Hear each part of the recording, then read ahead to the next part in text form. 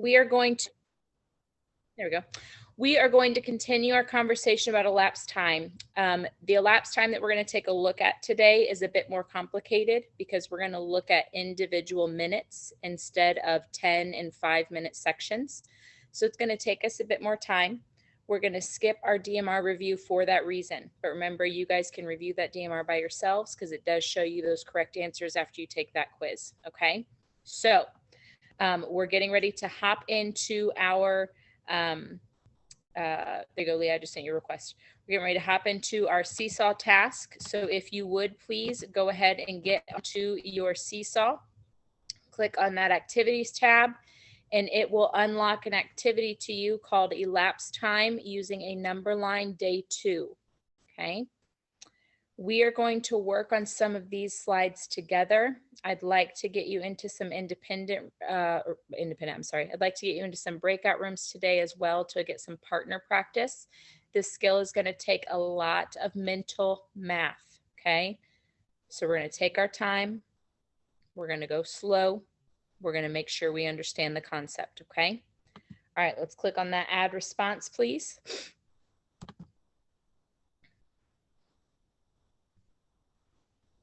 All right, our first slide is going to go over our success criteria. I'm going to play this for you while you're pulling open those slides. Here is your goal for today. We have been working the last few days on telling how much time has elapsed using minute intervals and solving real-world problems involving addition and subtraction of time intervals in minutes. We have been using an online interactive clock or a clock in our hands. Today, we are going to learn a new strategy on how to tell how much time has elapsed using a number line. Okay. Again, we have our elapsed time vocabulary. This has been linked in here for you. You can click on that link to review independently on your time today if you'd like to see that. On slide 3, there is an elapsed time teaching video that I'm going to play for you. This is going to seem familiar because it is elapsed times with timelines. We're just going to look at the first example from this, and then we will get some practice in, okay? Again, this is familiar. You've seen this, but I want us to review the strategy. Elapsed time is the amount of time that passes from a start point to an end point. Calculating elapsed time is an important everyday skill. It's useful when cooking, taking a drive, catching a bus, or even watching a movie. In this video, we're going to use the timeline method for calculating elapsed time. If you'd like to also learn the T-chart method, see the link in the description below. We'll use the timeline method to solve 3 problems. Number 1. Jess puts some food in the oven at 5:50 p.m. It needs to cook for 1 hour and 15 minutes. What time will it be ready? We start by drawing a timeline. We know the start time, 5:50 p.m. We don't know the finish time, but we do know the amount of time that has elapsed, 1 hour and 15 minutes. To work out the end time, we have to jump a total of 1 hour and 15 minutes along this timeline. Doing this in one jump is a bit tricky, so instead we'll break it down into chunks of time that suit us. Let's start by jumping 10 minutes. That will bring us to exactly 6 o'clock. For each jump we make, we must record the elapsed time. Here it is 10 minutes. And what time we land at after the jump. In this case, 6 o'clock. We've already jumped 10 minutes, but we still need to jump 1 hour and 5 minutes. Jumping an hour from 6 o'clock will be easy. We'll land at 7 o'clock. We still have 5 minutes to add. 7 p.m. plus 5 minutes is 7:05 p.m. The food will be ready at 7:05. All right. So again, you can break down the elapsed time into chunks of time that make sense for you. There's no correct way to break the time down. There's no magic way that makes it better. It's just whatever makes the most sense in your head, okay? What's going to work for you, all right? Let's go ahead and take a look at an example that we can complete together. On your seesaw task, please go to slide 4. I want to remind you of the tools that you have available to you. We are using a timeline today.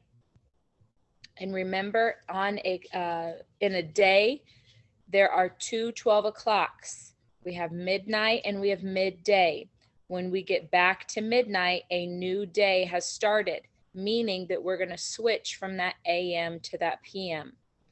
Also, this tool has been helpful for several students. I know during office hours yesterday when I had some students hop on, this made a lot more sense for them when they could visually see the time passing on the clock, okay?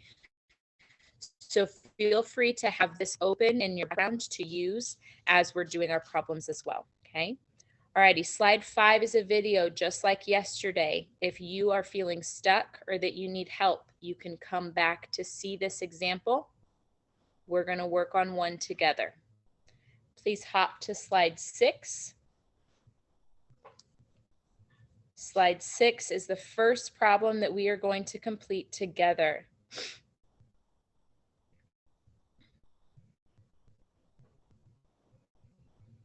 Okay. All right, so this says we're going to use the number line to help us solve the problem. We're going to be sure to label AM and PM, okay? How much time has elapsed from 11:13 to 11:37? So as you can see, this time we're not working with 5 or 10-minute increments. We've got an individual minute on both of our start time and our end time here. So let's go ahead and figure out what we can place on our number line. We know from looking right here, let me get my tools, that our time that we started doing whatever was 11:13. Okay. 11:13, that's a start time. So I'm going to write that start time here. I know that it's the start time because that is the first time that is mentioned before this hyphen. When we see this little grammatical tool right here called a hyphen, that tells us that it's going to go through something. Okay, 11:13, let's go with AM. So this is 2 minutes before we're going to log off of Zoom. We usually log off at 11:15. So we're going to log off 2 minutes early at 11:13. Let's go with that start time. Okay. We also are going to place our start time at the beginning of our timeline. 11:13.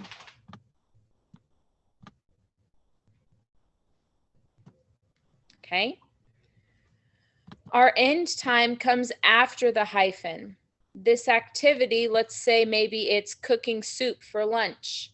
We started cooking some soup and it was ready at 11:37.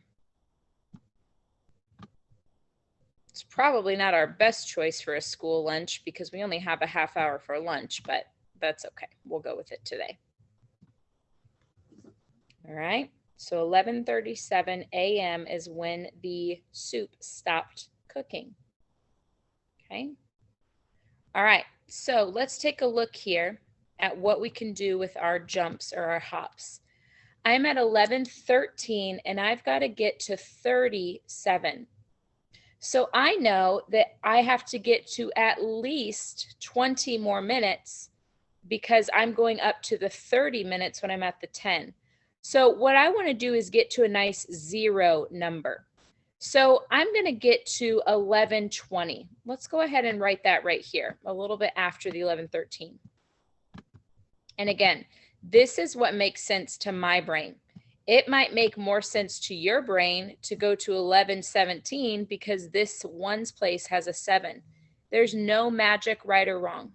Okay, for me, this works. If I'm going to go from 11:13 to 11:20, that's going to take me 7 minutes. 13, 14, 15, 16, 17, 18, 19, 20. That's 7 minutes, okay? So 7 minutes have elapsed between 11:13 and 11:20. Now, because I've practiced my mental math skills, I know that if I'm at 11:20, that's only going to take me 17 more minutes. 7 minus 0 is 7. 30 minus 20 is 10. So 17 minutes. I'll give you a moment to make sure you've got our same writing here.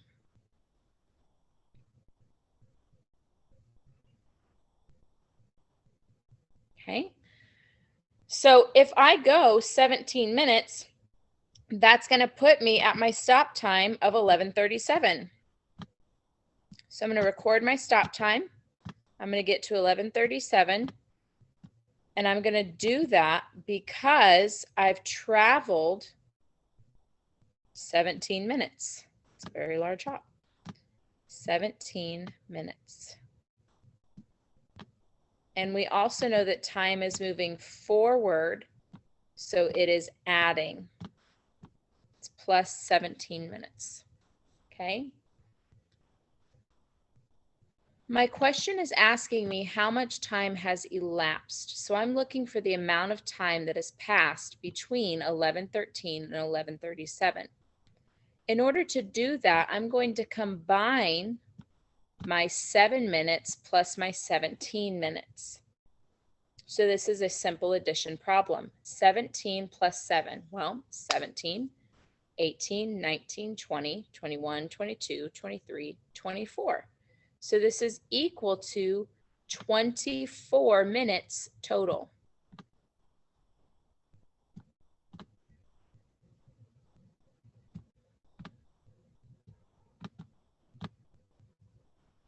I'm writing, you're writing. I'll give you some time. If you have a question about this right now, go ahead and unmute and ask your question, or if you have a connection, perhaps a different thought of how to solve, you can unmute and share that as well.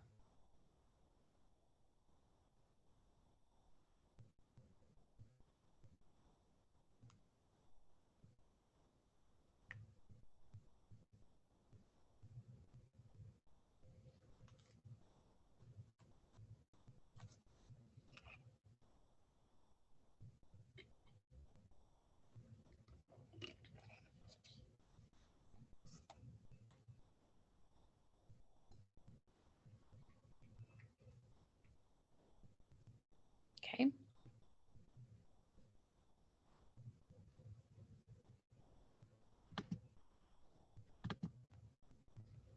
Levin, a question? Oh, I just have something to say. Say it again. I have something to say. Me Okay. and my mom are packing to go to Cincinnati, because I have a tournament there. Okay. That's where my dad lives.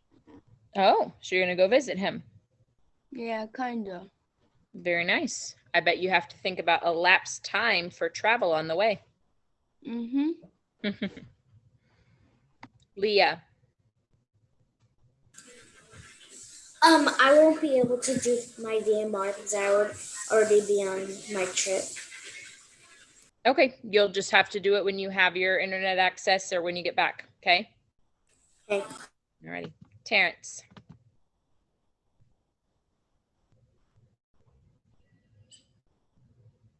Terrence, I think we still can't hear you, man. Go ahead and put that in the chat for me, okay? I don't know why that's happening.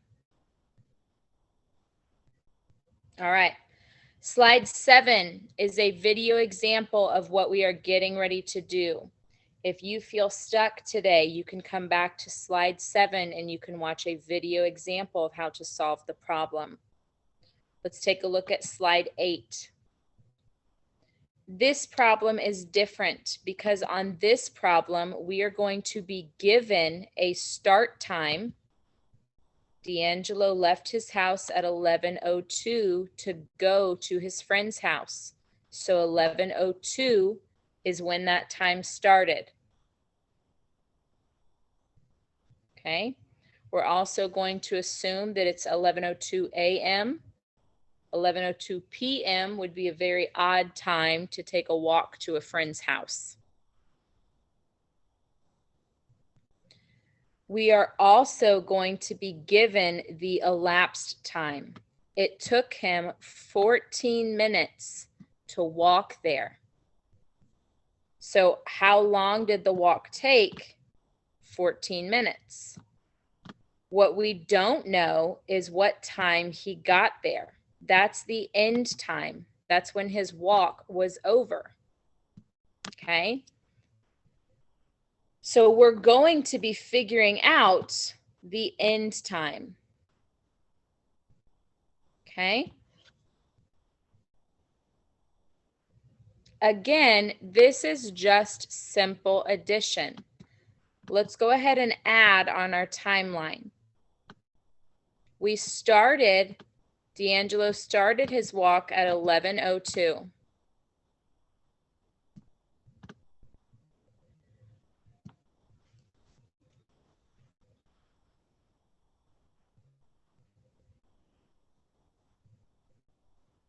That walk took him 14 minutes. Now, 14 is a really strange hop, okay? Being honest with you guys, I can figure this out because I know that 2 minutes plus 14 minutes is going to be a pretty easy answer to figure out. But because I want you to understand the skill, let's break 14 apart. 14 can be broken apart into 10 minutes and 4 minutes. So let's go ahead and hop that 10 minutes first. It's 11:02. Let's hop 10 minutes into the future. This 10 minutes is easy for me because I have 0 in my tens place right now, and I'm just going to add 1. So the hour is going to stay the same. The tens place of the minutes is going to change, and the ones place of the minutes is going to stay the same, because 0 plus 2 is still 2. So that's a really easy way for me to make a hop there.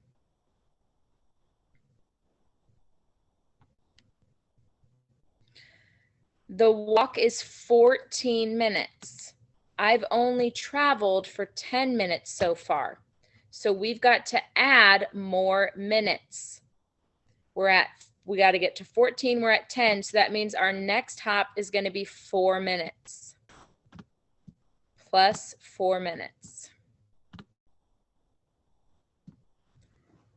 I'm at 11:12. If I'm going to add 4 minutes, 12, 13, 14, 15, 16.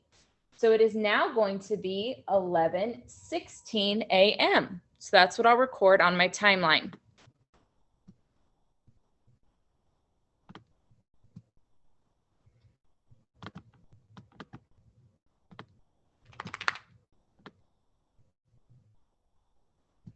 I can see on my timeline that all of my time has also elapsed, all 14 minutes. So my end time of when D'Angelo arrived to his friend's house is 11:16 a.m. And again, we know that it's still a.m. because we didn't cross over a 12. We didn't cross over noon. Okay. 11, a connection?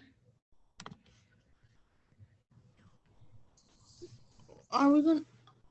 Yeah, it's like kind of. Say you're going to a friend's house and it takes you 20 minutes to get there. So then your friend isn't there because they just left, and you go to another friend's house. Then and they take 20 minutes, and you have to go back to your house. So then you'll know how long it takes. Yeah. So traveling to extra locations does add more time elapsing, and then it can make our trip back home longer because we're further out. That's a great connection. Okay. Let's take a look at slide 9. Slide 9 says, how much time has elapsed from 5:13 to 5:59? Okay, 5:13 to 5:59. Let's take a look at this one together. We know that our time for whatever this activity is starting at 5:13. Okay, 5:13. I'm going to decide that this is PM, and I'm going to call this a eating dinner. So my family sat down to start dinner at 5:13 p.m. Okay. We were done eating, and we're going to do the dishes at 5:59. So that's when dinner was done.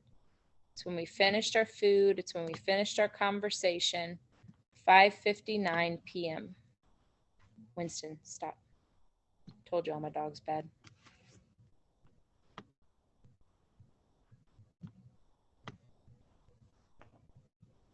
Okay. So we've got our start time and our stop time. What's that? Can I say something real quick? Yeah. Well, I think it would most likely be the family's getting ready for dinner. You think maybe they're cooking the dinner? Yeah, getting ready for dinner. 5:13 is too early for dinner for your family? Yep. Gotcha. It's always interesting. Actually, if you want me to be honest, my husband and I normally don't eat dinner until like 8 o'clock. We're very late dinner eaters. But so yeah, I'd kind of agree with you. Maybe this is a cooking time. All right, so let's start up our timeline. We're going to start at 5:13. And yes, I know that this slide says independent, but this is a pretty tricky skill, and I want us to get it down pat. Okay. So 5:13 is when dinner's going to start. I've got to get myself to 5:59, but I don't know exactly what those minutes are just from looking at it. So I'm going to break this down into smaller chunks. Okay. I want to get my minutes to be the same. So if I notice here, this has a 3 in the ones place. This has a 9 in the ones place. If I get them both to a 9 in the ones place, then I can just count by tens after that. Okay. So that's going to be my first step. That's what makes sense in my brain. Some people might want to make the tens place match. You're at a 110, you got to get to 5 tens. But I want to do the ones. So I'm at 5:13 and I'm going to hop to get to 5:59 or 5:19. I'm sorry, 5:19. So that my nines are the same. Okay, my end time has a 9. I want to connect that to my ones place. Okay, so from 5:13 to 5:19, that is 13, 14, 15, 16, 17, 18, 19. That is plus 6 minutes. And I'm going to make sure I label it minutes as well so that the reader of this doesn't think that I'm traveling 6 hours. Okay, so 6 minutes.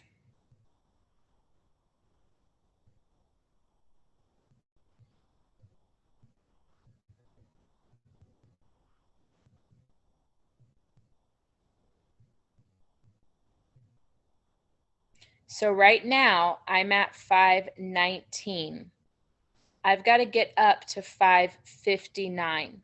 So over here, I'm going to write down what my thoughts are in my head. I'm at 19. I've got to get up to 59. Okay. So let's count by adding tens. Well, we're at 19. Our next 10 would be 29.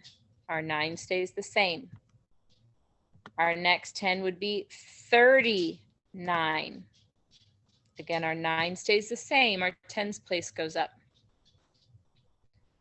I've got to get to 59. So I'm at 39. I'm going to go to 49.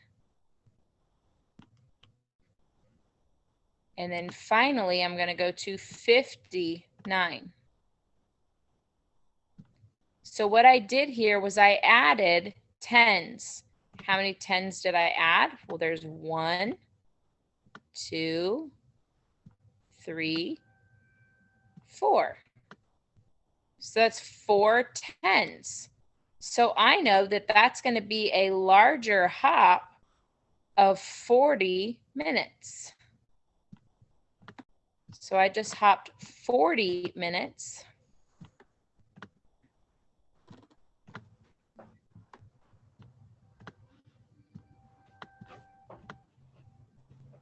And now I am at 5:59, which is the time that was ended there. I'll give you a moment to write that.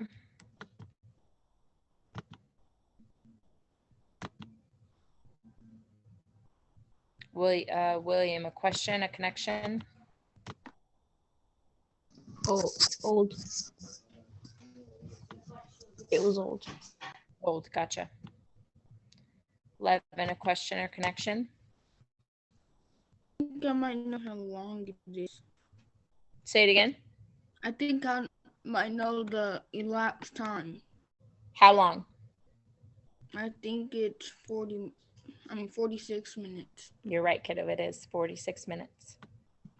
The question or connection? I didn't mean to raise my hand. Gotcha, no problem. So 11 is correct. Our question is, how much time has elapsed? In order to figure that out, we're going to combine the hops that we made. We made a hop of 40 minutes. We made a hop of 6 minutes. 40 plus 6 is 46 minutes. Okay. So how much time has elapsed? 46 minutes. All right.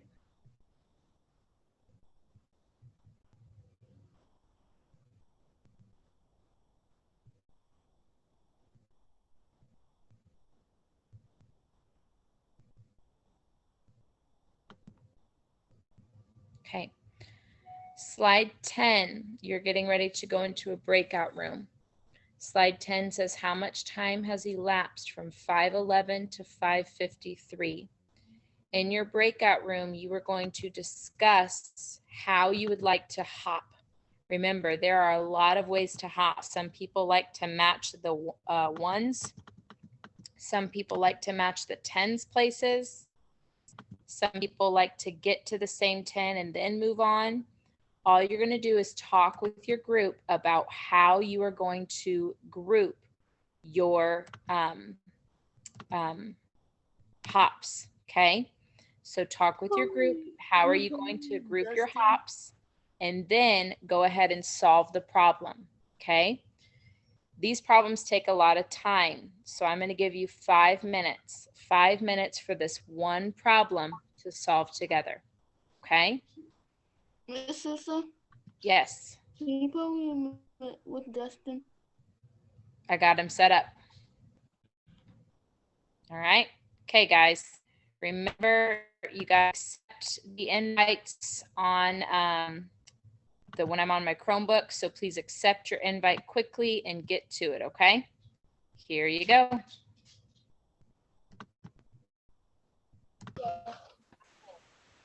What I was saying was I enjoyed hearing the conversations that I got to hop into to hear. I enjoyed the fact that partners were taking their time to talk and strategize. I heard one partnership who recognized a mistake that they had in their ones place. Thank you for that. All right, you and your partner had a choice between AM or PM. It did not tell you the exact one. For my example, I'm just going to do PM. If you did AM, that's totally fine. Okay. Now, I saw lots of partners breaking this down differently, just like I thought I would. Some partners were looking at making the tens places match first. Some partners were looking at making the ones places, excuse me, match first.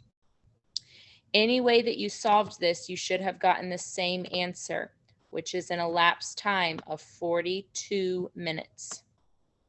Okay, 42 minutes.